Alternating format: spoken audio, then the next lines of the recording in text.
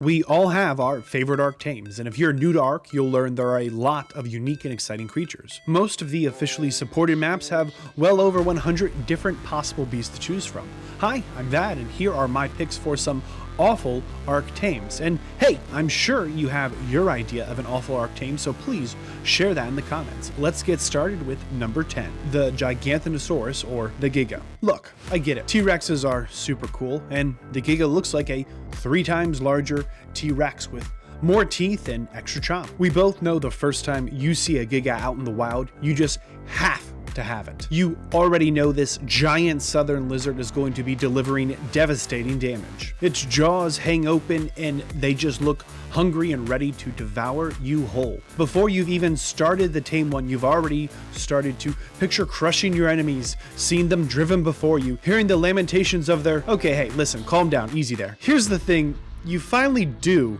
go ahead and tame that Giga you've been ogling. And that's when you discover just how little stamina the big girl has. Adding insult to injury, not only does the Giga have a low stamina base stat, in addition he's going to drain his already low stamina exceptionally fast. Sure, the Giga does have some serious damage output with its bite. You just have to hope your opponent is as stationary as possible. Let's not forget that the tame Giga has a bit of an attitude problem. If the Giga does take a chunk of damage a little too fast, a little too hard, it can enter an enraged state. In this enraged state, you will be dismounted and the Giga will no longer be able to tell friend from foe. That's right, your own tame is only seeing red and considers you back on the menu. Coming in at number 9, it's the Mouse Chops. We often encounter these early on the easy zone beaches throughout ARK's maps. Since the Mouse Chops is a passive tame, it doesn't require any early effort to gather trank gear, which is pretty nice. It's also not immediately aggressive to us, so we feel safe to get up close and personal. In all fairness, watching a wild Mouse Chops waddle around might even be a little endearing. All of a sudden, we've fallen for the Mouse Chops trap. This greedy fiend wants us to give it free food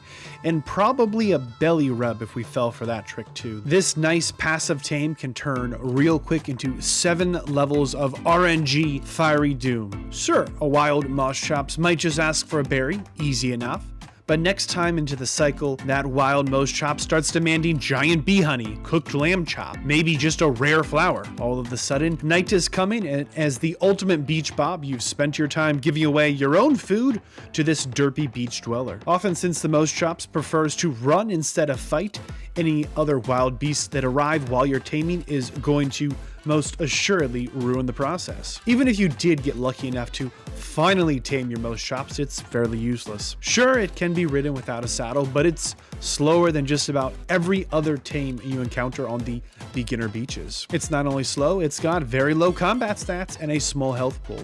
All in all, if you do get lucky enough with taming the gacha process and trying out the Mouse Chops, your time would have most certainly been better spent on almost any other opening tame. Number 8 is unquestionably the Gallimimus. I mean, sure, it's a low effort tame that's supposed to be able to carry multiple passengers. You have to admit it looks fast, seeing as most of the wild galley is all legs. In all fairness, the Gallimimus may be one of the faster ARK dinos in a straightaway, and just to further tempt you into trying to tame them, the Gallimimus saddle can be unlocked at a fairly low survival level. Don't let these factors fool you into taming the Gallimimus.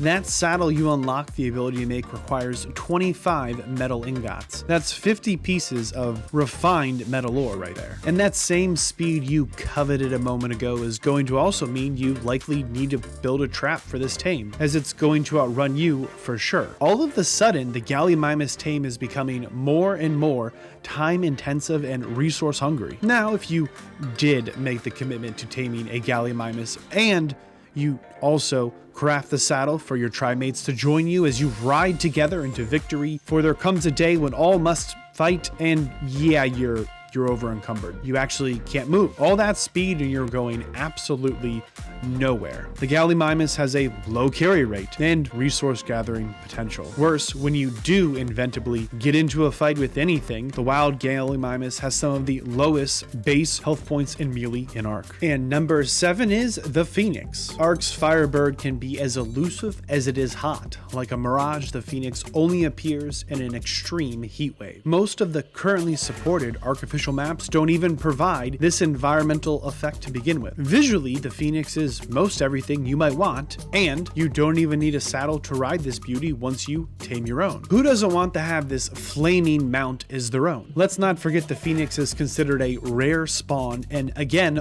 only arrives during extreme heat waves. This is the type of desert heat that guarantees your survivors some heat stroke and probably some health point depletion. And to really turn up the heat, if you do successfully find a wild Phoenix to tame during this extreme heat wave, I sure hope you not only remembered sulfur but also your flamethrower, because if there's one thing that we needed in a heat wave next to a Firebird is to start flinging flames. All in all, the entire taming process is rigorous beyond belief. For all that time, effort, and work, you'd think you've got something special, something with super potential for great things, and you'd be wrong. If we just ignore that the Phoenix requires a special diet of sulfur, and frankly, sulfur is kind of an uncommon resource. At worst, probably not something you generally pick up on that meat run. Just to throw some salt in the wound, the Phoenix has some really flashy attacks, but are overall pretty weak in power. Ignoring its average health pool and lacking a saddle means the Phoenix can't really take much of a hit to begin with. This Firebird is a lot more bright and flashy than it is bite and burning. Number 6 is the Diplodocus. In the wild, Diplodocus are well known for aggressively ramming the unsuspecting survivors. ARK has a few really good long neck boys, and the Diplo somehow manages to be just worse than all of them. Brontos have better resource gathering, a platform saddle, more HP, higher base carry weight and damage. The Parasaur also has a nice platform saddle, better speed and maneuverability. The poor Diplodocus just misses out on not only the utility of a platform saddle, but instead it gets a nearly useless multi-seat saddle. I mean, really, how often do 11 ARK players all let one tribe member drive the bus? ARK's Diplodocus is huge, and its turning and maneuverability match its stature. Sure, you can all ride together, but you better pray you don't need to make any turns or back up along the way. Yes, the Diplo has a decent carry weight, but still, throwing double digits of ARK players onto the saddle together can really add up on the carry weight and limit top speeds. The Diplo really can't afford to have its slow speed more limited. Yes, the Diplo does have a decent health bar matching its size, however, it's quickly outclassed in most things by Brontos or a simple Parasaur. The Diplo simply lacks the speed and maneuverability to really be a reliable troop transporter. For number 5, it's the Morellatops. The Morellatops does have the unique ability to store water, which is great if only water was a limited resource. Most all of the ARK maps have robust flowing rivers, deep lakes, and wide oceans. Let's face it, the base game comes with a map that's not only literally called the island, it's an island surrounded by and divided internally by ever-flowing water. The Morellatops isn't a particularly hard tame to tame, but seen as its best feature is competing with simply crafting a canteen or wearing some desert gear, maybe put a few character attribution points into water, health, fortitude, maybe just build your base near water or use ARK's pipes to pull water in, and just in general, the Morellatops quickly falls behind in value. Additionally, the Morellatops is a pretty girthy mount. Due to their size, you can get yourself stuck if you're not careful when you're out and about. Lacking the speed to outrun predators, you're mostly hoping to be able to face tank with the big boy. Sure, she might have a decent health pool, but the Morellatops lacks the damage to really even the odds. Without a large level advantage, your Morellatops tame is in real danger of dying fast and hard and leaving you thirsty and alone. Here at number 4, it's ARK's Donkey. Of course, the Dunkleosteus on paper looks pretty good. It's got good base damage and health, plus it's armored. You might also notice that the Dunkleosteus carry weight for black pearls, obsidian, oil, stone, and metal is all reduced, and it's ARK's top tier underwater oil harvester, so what are we missing? Well, if you're not actively raiding underwater bases with the old donkey, the armor's mostly wasted on harvest runs, and sure, the reduced carry weight sounds nice, but as soon as you tame and ride your donkey, you're going to discover just how slow a swimmer you've got. And there are numerous resource gathering options outside of ARK's dangerous underwater environment that's not only faster but safer for you and your mounts. Don't get me wrong, it's not like having a large health pool and melee isn't good in ARK. The problem here is that no matter how much damage you can do or how many hits you can tank, if you can't outrun and can't outmaneuver those stinging jellyfish, you will be perma-stunned to death. And if we wanted a water tank, the Mosasaurus has more base health. Yes, the donkey has a significant single bite damage, but compared to potential aquatic tames such as the Megalodon, Plesiosaur, and Mosasaur, all three of those options have a higher DPS due to their faster attack options, if slightly less base chunk damage. ARK's Dunkleosteus suffers from a lack of specialization in an environment with highly capable competitors. And at number 3, it's the Titanoboa. Compared to our survivors, the Titanoboa is a huge snake. For me, it regularly shows up unannounced and uninvited. Nothing ruins a good tame like this slithery sneak. But what if you took the time to tame one?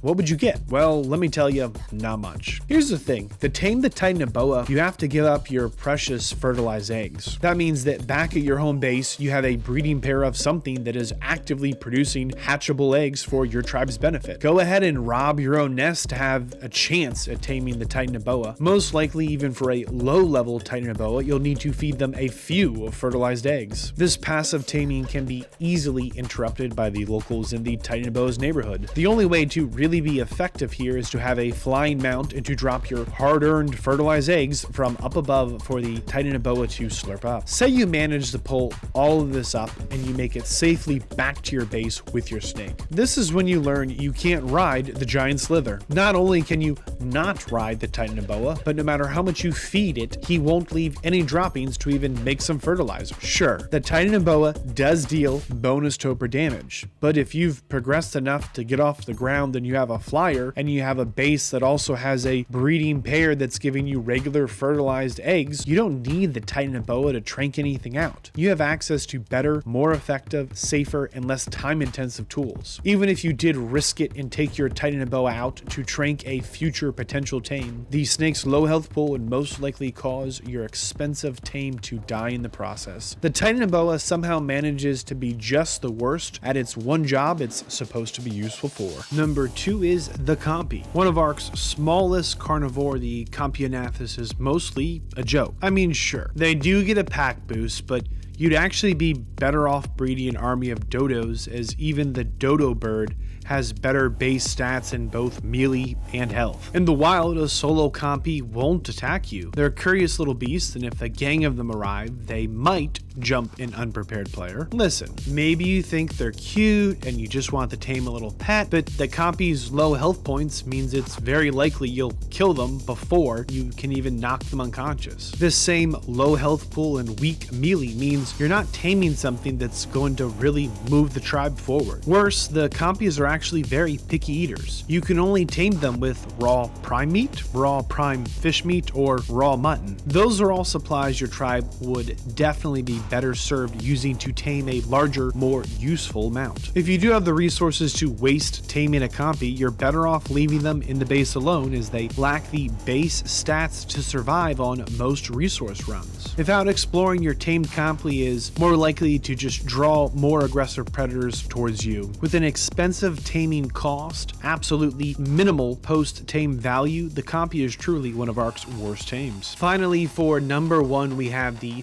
Liopleurodon. If you're anything like most ARK players, you probably don't even know this tame existed. It's just that useless. Even with ARK locking the Master Zoologist achievement behind taming one of these, it's still probably the least talked about tame in all of ARK. Liopleurodons were once considered apex creatures in their time, but here in ARK, they're almost the stuff of fairy tales. To even start to tame the old boy, you have to go into the water. We all know ARK waters are dark and full of dangers. Further complicating your general water taming problems, the Liopleurodons are a very rare spawn. Even if you do find one, you better hope you remembered to bring with you giant bee honey. Yes, That's right, you'll need to find, challenge, and collect ARK's wild bee's nest and bring enough of this perishable giant bee honey into the tame. Now, of course, in vanilla ARK, the giant bee honey spoils in about 20 minutes. With even a very low level Lipluridon, it will certainly take more than 20 minutes to tame.